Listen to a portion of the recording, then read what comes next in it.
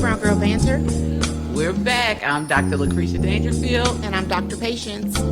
And today's subject, is kind of birthed out of like the whole rest movement. Yes. Are we resting? Are we resting? That should literally be the title of this little short here. Are we resting? Are we? That's the question. And what does rest really look like through the lens of culture? Because that's who established this the rest movement.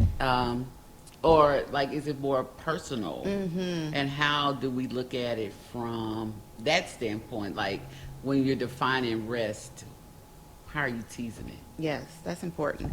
I think let us kind of define that a little bit first about what made us land on rest in the first place, right? And so we know after January, November maybe. Well, it was after November. After November, yeah. And I guess we need to know how long is the rest. It hasn't come with an end date. It has not come with an end date. That there was this big push that women, specifically women of color, I'll say, I guess, decided like, we're tired. We are tired of carrying the numbers for voting. We're tired of being the, boots on the ground. We're tired of being the face of and doing. And so we said, it is our season to rest. Yeah. It is our season to let someone else take the lead while we, pour back into ourselves, whatever that looks like. Yeah, because like they say, we understood the assignment. We understood the assignment based on our beliefs, understanding, where we are today. We kind of knew or felt we knew or had a clear picture about what the days ahead had the potential of looking like. And so we were like, we're tired. We just need some time to just rest, put our feet up, and not have to carry the burden, the weight, the responsibility of all the things. Not that we won't supplement. Right. I think that was a big piece. Like we're resting. That doesn't mean we won't come in do the threading. Yeah. But we can't do the big pieces of the quilt, the big part of having to carry it. Yes, that's just a lot, and it felt very carry it, make it, all of it together. I think the ancestors started talking to us like, "Hey," they were like, "Hey, that was not what we meant." Exactly, and so we had to go regroup about that. And so one of the things that we are seeing, hearing, especially lately with a lot of protests and things happening in the community, is kind of this idea of like, is rest season over?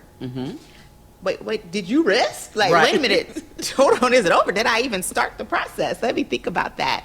And then, like, who defines what rest really is? And so that's a little background of us saying, like, Brown Girl Banter is mostly women of color that follow us. And so we were like, maybe we need to speak to that a little bit. And we said, in our short little, reels that we're doing right now. So let me ask you, do you feel like you rested? Or are you resting? I guess that's present tense.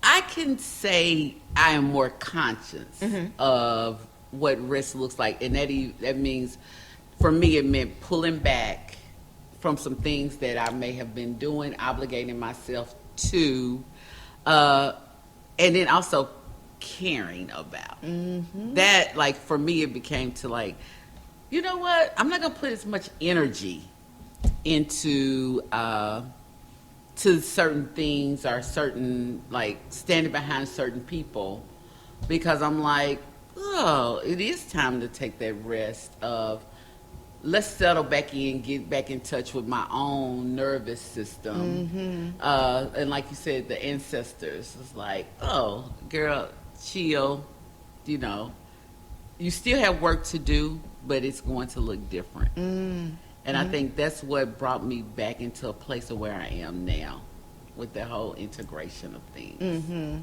That makes sense. Yeah. So what does, in that maybe moment when you weren't resting, what were you doing?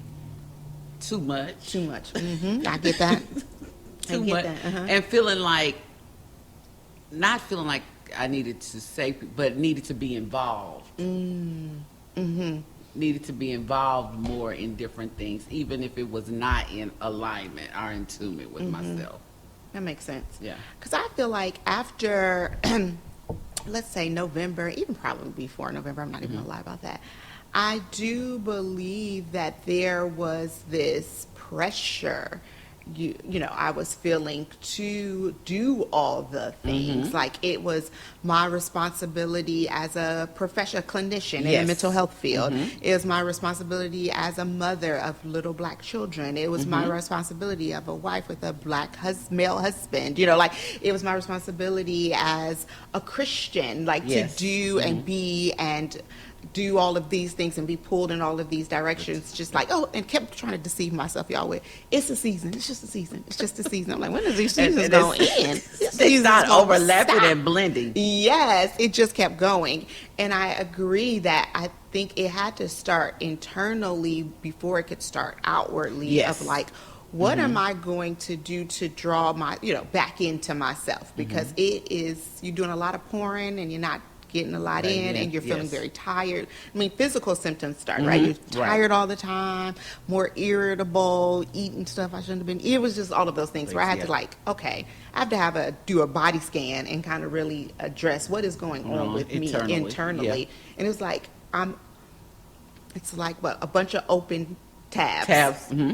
And baby girl, you're gonna have to start going and clicking some of those tabs off so that you can really focus even on the rest. Because if all those tabs are open, you might be laying down, but your brain is still going, it's moving, yeah. right? And so I think that part, it really had to start for me as well internally, like about, okay, if this is a rest season, what does that look like for you? You need to define that first, because you will say it and not do it. Right.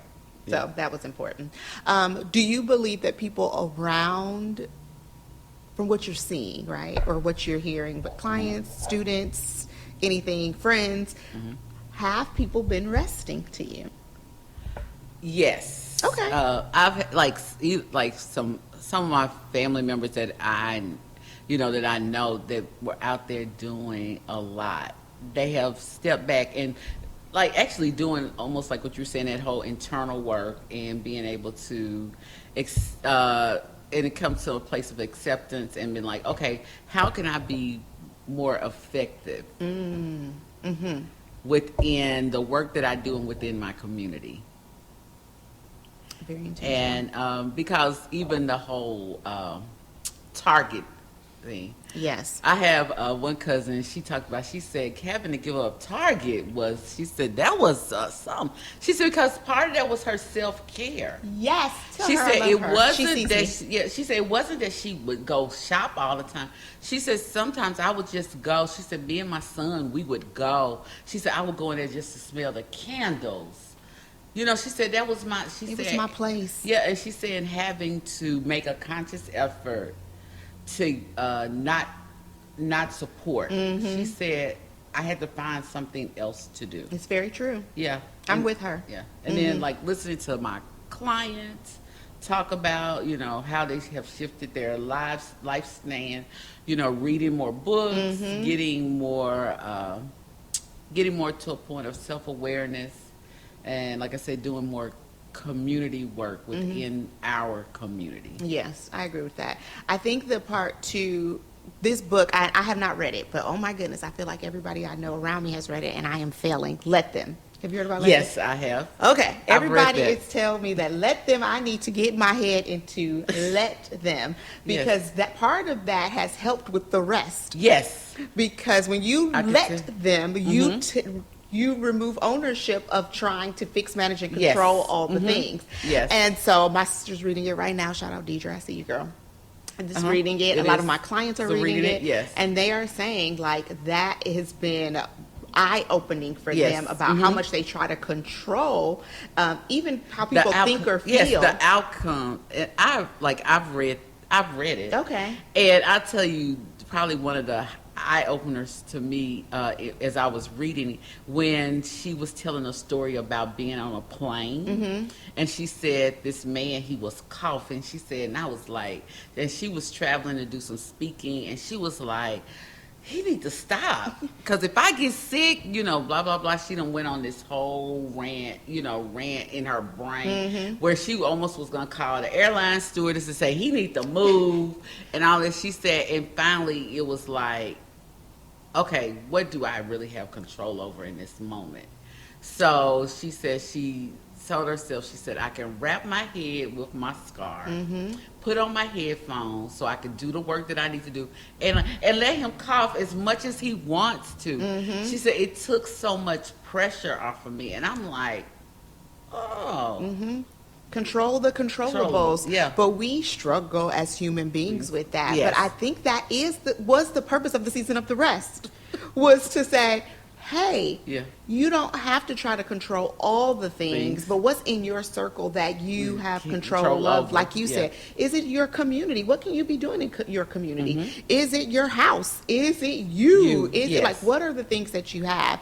And so I'm not sure if I see, I believe, no, it's not true.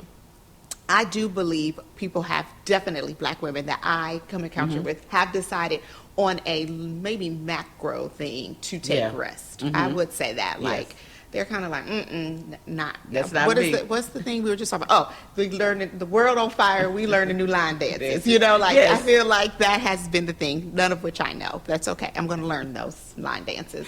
And some of that's stressful because I'll tell you, a couple weeks ago we went to the Black Rodeo, and it was such a cool experience being in that space and watching the people get together and do the line dance together. Yes. And people were just having so much fun. And it seemed like we were not caring about the outside world. And that is it. That to Yeah. me is what the rest meant, right? Like there was this maybe not a clear definition of what rest looked like, but that to me is like when we can come together and laugh Yeah. and have a good time and release all this dopamine and endorphins and Yes. do all of this, that is necessary. And it doesn't mean that we have to go fight all the battles Right. and No. all the wars. I mean, like you said, be intentional about our time and what we do and defining rest for ourselves. I Yes. think that part is what I would even advocate for our listeners to do. Like when you think about rest on a macro and micro scale, what does that look like for yes. you? And then what steps can you take to meet that goal or to do Yes. that thing? And I think it's always evolving. It is. It So don't get always- mad at yourself if you had this intention and maybe you only do that one thing for 4 weeks or 2 weeks. It's okay. It's okay. Yeah. You know, rest might look different for you in the next couple month or the yeah. next few weeks. And so being gracious and compassionate with yourself in understanding what does rest look like Yes. for me. Yeah, That was good. that was. So we're going to do better about our resting? We are. We're going to be more intentional about our resting? Yes, we are. Can y'all do the same thing? Can y'all partner with us in that? Defining rest for yourself and doing a better job at doing it. And what resting looks like for you. Because trust me, there's going to be a time where we ain't going to be able to rest no more. True. So let's take advantage of it now. Fill those Yes. cups up, right? Fill them up. We are so excited that we got to spend some time with you today. Thank y'all so much for being a part of us. You know where to find us on Instagram. You're back. Where can they find us, Dr. Dangerfield? I am Brown Girl Banter. On IG, please look for Yes. us. If you want to find us personally, you can find Dr. Dangerfield's page at, I am Dr. Dangerfield. and you can find me at I am Dr. Patience on Instagram. We look forward to seeing y'all soon. Y'all take care. Bye.